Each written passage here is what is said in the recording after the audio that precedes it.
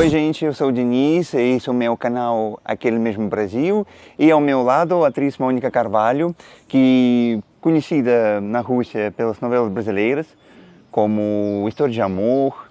Mulheres de Areia, que eu fiz a abertura. Isso eu sei, mas eu vou perguntar sobre isso também.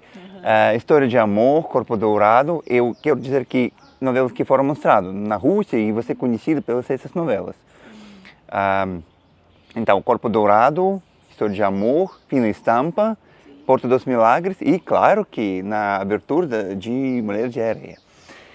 Eu queria perguntar sobre essa novela, sobre a abertura. Você fez muitos testes para gravar na abertura? Foi assim, eu estava em casa, a minha assessora que está comigo até hoje, ela me ligou e falou, ó, a TV Globo está procurando uma menina morena para fazer a abertura. Aí eu falei, nossa, tô indo lá agora. Cheguei lá, não conhecia ninguém. Aí o Hans Doni passou por mim, uma amiga que foi comigo falou, esse é o Hans Doni. Eu falei, você tem certeza que é ele? Eu tenho. Aí eu, Hans, porque a gente não tinha internet, então a gente não sabia, não conhecia o rosto das pessoas. Então eu falo dela, assim, de ter uma pessoa que conhecia o Hans foi fundamental, porque eu não conhecia ele passou por mim, eu não sabia que era ele. E chamei ele, mostrei meu material, ele falou, nossa, bacana, mas o Boni, que era o chefão da Globo, vai escolher a menina amanhã. E a gente fez o teste na piscina, não tem mais como fazer o teste com você. Aí eu fui para casa, mas muito feliz ainda que eu falei, olha, fica com meu material, tava começando a minha carreira. Ele falou, tá bom. Quando eu cheguei em casa, ele falou, volta, eu preciso filmar você, nem que seja na sala do RJTV. Traz um biquíni. Eu voltei correndo, não me maquiei, não fiz nada. Botei o biquíni e fiquei olhando para a câmera. Aí ele roda, eu falei, meu Deus, o que ele quer? Eu falei, ele quer olhar. Cabelo, aí jogava o cabelo, olhava para a câmera. Virou para lá, para cá. Para cá, para lá e fazia. Aí no dia seguinte, o Boni me escolheu. Então assim, acho que tinha que ser, porque eu não fiz o teste como todas as outras, que foi numa piscina, né? Mas eu acho que eu consegui entender o que ele queria. Que era coisa do olhar, do cabelo, dessa sensualidade e muito natural, né? Porque eu era uma menina. E essa abertura eu lembro que fez sucesso na Rússia, porque vocês acreditam que eu recebi uma carta da Rússia e a Globo, né, uma vez falou para mim, nossa, a sua abertura faz muito sucesso lá. Sim. Também essa novela foi usada como na propaganda política, porque naquela época foi eleições na Rússia. E no dia de eleições, o canal falou que hoje nós vamos mostrar 3 últimos capítulos. Mas na verdade isso não foi os 3 últimos capítulos. Jura? Mas porque isso foi período de férias e o governo tinha medo que muitas pessoas vão sair fora e não vão chegar para votar. E por isso precisava ficar a maioria das pessoas, principalmente pessoas velhas que gostam de sair nas férias, fora. E então, pela essa novela, guardaram pessoas na cidade para votar. Uma história, hein? Sim.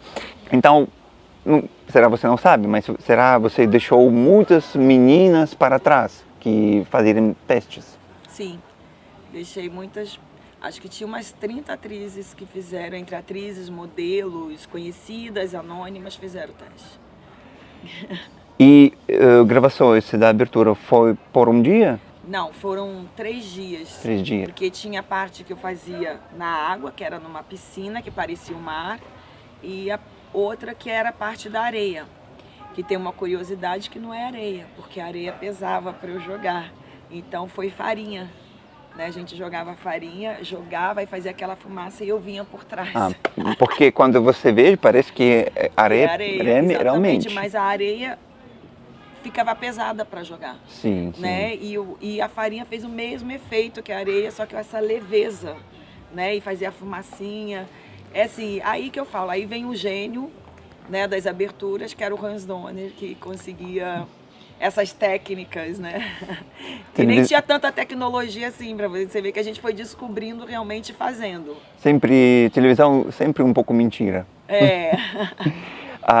Em Corpo Dourado, você fez papel moça surda e muda.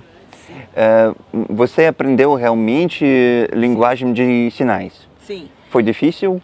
É muito difícil, porque as pessoas falam assim, você fazia uma muda, que bom que não decora texto. Não, na verdade eu decorava 2 vezes. Eu decorava o texto normal, como qualquer atriz, e depois vinha com uma professora para passar para a linguagem dos sinais. Então foi um personagem que eu estudei muito, né? Eu tinha essa responsabilidade, né, de uma classe que não podia errar porque entendia a linguagem dos sinais, e eu aprendi muito, assim. Eu tinha uma professora que ficava dentro do set. E tem um fato curioso que, por exemplo, depois que né, assim, durante a novela, eu aprendi muito rápido a linguagem. E aí eu fui falar pai, que é P-A-I. E eu fiz rápido, então eu fiz 2 P's. Então quem estava vendo, aí o diretor, porque ela gaguejou, né? Aí eu falei, não, pera, não, vamos voltar porque você fez 2 P's, tem que ser firme. Então, alguns gestos você lembra até agora? Lembro bastante.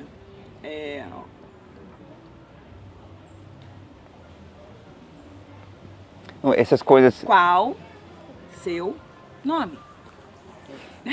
Essas coisas sempre deixam na memória, né? O quê? Tudo bem com você? Ah, sim. É muita expressão. Você Sim, tem os sim. sinais e expressão. E na linguagem dos sinais você usa o alfabeto, tipo, meu nome, M-O-N-I-C-A, Mônica. Isso é fácil. Então você usa o alfabeto para falar nomes e lugares e o resto são sinais. Ó, tenho fome, bonito, né? Então é mais expressão junto com os sinais para a pessoa entender.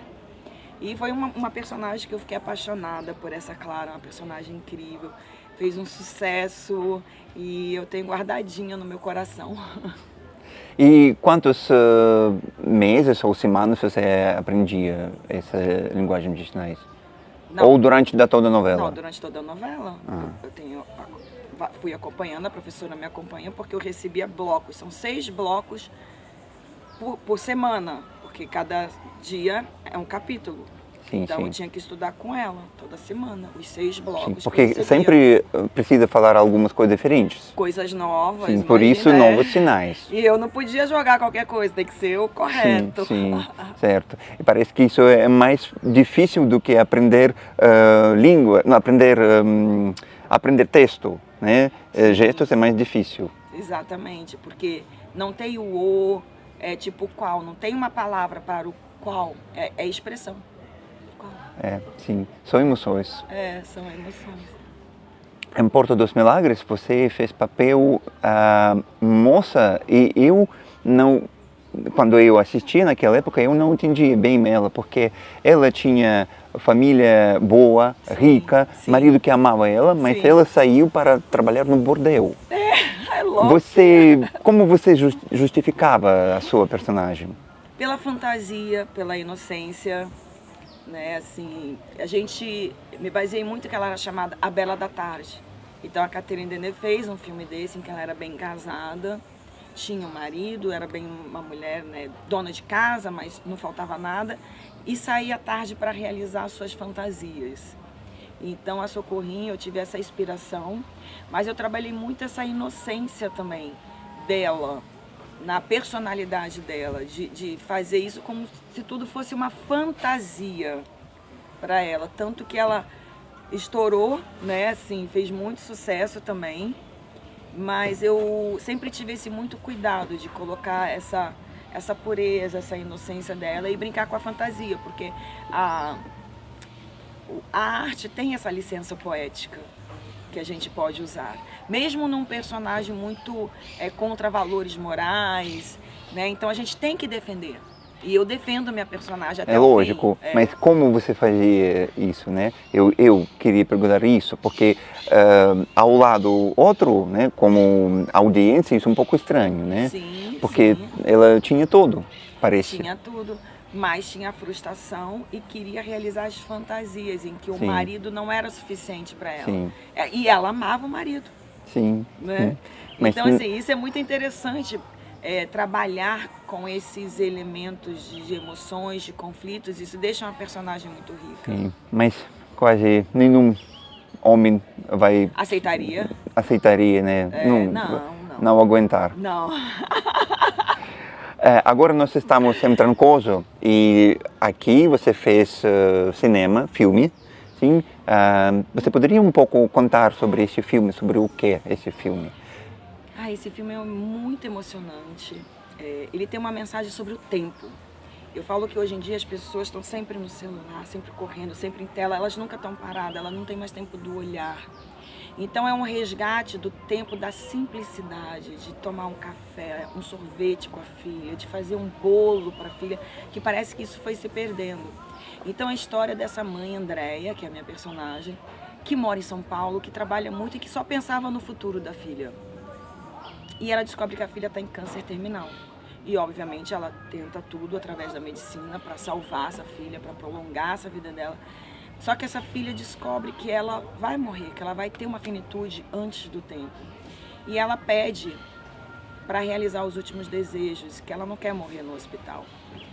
E ela ainda quer morrer com um pouco de alegria e dignidade, com o cabelo, porque o tratamento ele vai deixando a pessoa cada vez mais fraca também. E a gente fala sobre a eutanásia, que é esse direito de escolha. Só que essa mãe, ela no impulso, ela não cumpriu os protocolos. Então não tem quem prova que realmente foi um pedido da filha e não uma loucura da mãe, porque de qualquer forma você está encurtando um prazo, né? E aí a gente também vai pelo lado da fé, que a gente acha que a natureza, porque quando elas fogem, elas vêm parar aqui. Então eu falo, embora seja um filme que fale sobre finitude, na verdade, quando elas chegam em Caraíba, Trancoso, elas estão falando sobre vida, porque elas veio para viver. Então existe uma reconexão familiar. Essa mãe muda completamente o modo como ela olha a vida, os valores dela, porque ela só pensava no futuro, só pensava o que ela vai poder deixar para a filha, e ela deixou o mais importante, que ela não tinha memória com a filha, porque ela estava sempre trabalhando. Era a madrinha que ocupava esse lugar. E aí ela vem para cá tentar resgatar um pouco desse amor com a filha, mais do que morte. E esse paraíso é um personagem dentro do filme, não é só um cenário. Teria que ser um lugar como Trancoso, porque existe uma diferença de tempo de São Paulo, uma cidade grande, uma metrópole, para um lugar como esse. Olha isso, essa beleza. Sim, sim, é paraíso, né? É um paraíso. Você volta bicho preguiça, macaquinhos. E você volta às suas origens. Você aqui não tem pressa. Você aqui não está preocupado em passar um batom. Você está de chinelo. Você está vivendo realmente o mundo como ele deve ser vivido. E é essa a mensagem do filme. Essa mensagem bonita. Então o Trancoso ele vai ser explorado dessa forma, como um personagem, como essa beleza, como essa natureza é importante para a gente voltar a se reconectar com essa infinitude que é Deus, né? Essa coisa maior, porque isso aqui tudo é obra dele. Então, de uma certa forma, ela está voltando para esse lugar de onde a gente nunca deveria ter saído, que é o presente. Deixe de viver, você chama isso? Deixe-me viver. Deixe-me viver, sim. E ele vai ser disponível na plataforma, em algum streaming? Com certeza, mas isso é lá na frente. A gente tem uma passagem para o cinema, por festivais e depois. Só depois. Porque o cinema ele tem um caminho a ser percorrido, né? A gente estreia num cinema para que as pessoas tenham essa oportunidade de assistir no cinema, na tela grande, para deixar de ser um telemovie também, não é um blockbuster, né, que você faz. Tem filmes que você faz direto para a TV. Mas data de estreia ainda não confirmada? Não, a gente tem ainda um caminho longo, porque a gente tem finalização, colorir, montagem, botar música, que eu falo, cinema é uma obra de arte, porque você tem que pintar esse filme. Por isso é um filme, senão qualquer um fazia cinema, pegava uma câmera e fazia, né? E não se trata disso, o cinema é uma coisa muito maior. Mas a nossa previsão é ainda no primeiro semestre, de ir para os cinemas, depois dos festivais, né? Na verdade, para os festivais, tem 2 importantes que a gente quer ir, então o filme tem que ser inédito, para depois vir cinema e a plataforma. Mas agora, Mas já estamos sendo sondados pelas plataformas, isso é uma coisa muito boa. para dizer nossa audiência, assim, onde eles podem procurar esse filme, será tinha interesse, quem sabe, né? Alguém quer ver e vai esperar, né? Mas agora gravações no início, no meio, ou quase terminarmos? Não, a maior parte do filme se passa em Trancoso. Nós passamos por 3 cidades, essa é a 4ª. São Paulo, na capital, Campinas, Presidente Prudente, onde foi toda a parte de dor, de sofrimento, de tratamento e tal. E foi muito emocionante, assim, os médicos choravam, né, saíam assim, emocionados. E a gente realmente fez num hospital, numa ala de oncologia. Então a gente viu crianças realmente passando por esse processo, o que torna isso muito realista no filme, né? E quando a gente sai de São Paulo, a gente vem pro paraíso, pra coisa colorida. Então aqui se passa a maior parte do filme, que é pra gente mostrar que o presente é importante, mandar essa mensagem para essas mães olharem mais suas filhas, prestarem mais atenção, e a gente mostra esse lugar. É o quadrado, é o nascer do sol que é lindo, é a gente estar aqui num parto natural, que tem uma cena muito importante aqui no Mata Nativa, que foi escolhido justamente por ser essa pousada com essa natureza incluída, né, dentro desse cenário. E esse parto natural precisava desse lugar, desse macaquinho que acabou de pular ali, que eu vi. Sim, para né? lá, para cá, sim, pássaros. De nascer essa vida, porque esse pai, ele está perdendo uma e está nascendo outra, né? Então a gente precisava dessa mata para ter essa energia, né, esse clima no filme. Eu pensava que em São Paulo é megapolis, sim, e você às vezes você não tem tempo para pensar sobre sua vida, sim? Sim. Aqui outro ritmo, outro estilo, você comunica com a natureza e você pode pensar mais sobre sua vida, né?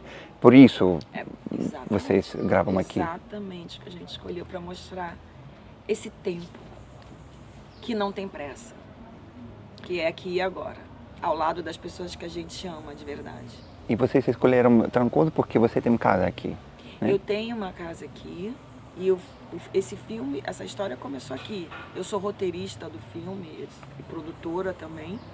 E eu estava aqui, eu vi esse lugar e falava, meu Deus, eu tenho que mostrar esse paraíso para o mundo. É preciso que as pessoas vejam essa imagem do Brasil que poucas pessoas conhecem, que é essa beleza gigante, esse mar lindo, maravilhoso, que as pessoas não têm ideia. Quando a gente fala do Nordeste, as pessoas pensam que no filme, quando vai para fora, é aquele Nordeste de seca, né, de pobreza. E não é isso, nós somos riquíssimos. E é esse cinema que eu vou levar, impactando realmente no turismo com audiovisual. Na Bahia, a natureza é bem diferente do Rio, por exemplo, para mim, para pessoa fora, exterior, né? Sim. É bem diferente. Não, a Bahia, aqui foi onde tudo começou, né? Descoberta do Brasil. Você vê que no Quadrado, a Igreja do Quadrado é a 2ª igreja mais antiga do Brasil. Então a gente está num lugar muito especial, onde nós começamos, né? Com os povos originários que ainda fazem parte daqui dessa cultura de Trancoso e que eu faço questão de retratar no filme, exatamente como é, Trancoso na sua essência. E última pergunta, você queria voltar para as novelas ou não? Melhor streaming, filmes, é mais calmo, ritmo mais calmo para gravações? Não, acha? novela agora não teria como, porque eu estou no meu 4º longa, né? Eu falo, a minha arte tem muitos braços, né? E o cinema é uma paixão que eu tenho, que me despertou com a escrita, porque eu gosto muito de escrever história. Então, acho que novela vai demorar um pouquinho, porque novela me tira um ano de casa. Sim. Né? E eu tenho que estar muito disponível. E o cinema é uma arte que eu estou começando a conhecer, né? E ver como é lindo fazer cinema, como é lindo levar cultura. E é um lado que agora eu estou nesse processo, né? Com a minha produtora que eu abri, com os parceiros que eu venho fazendo. E eu tenho mais interesse no futuro em escrever para os atores do que atuar. Tá bom. Obrigado pela conversa, Obrigada. boas gravações e sucesso para o filme na plataforma, nos festivais, em todos os lugares. Tá? Com certeza. Então, gente, aguardem. Deixe-me viver. Tchau, gente. Obrigado mais uma vez. Obrigada.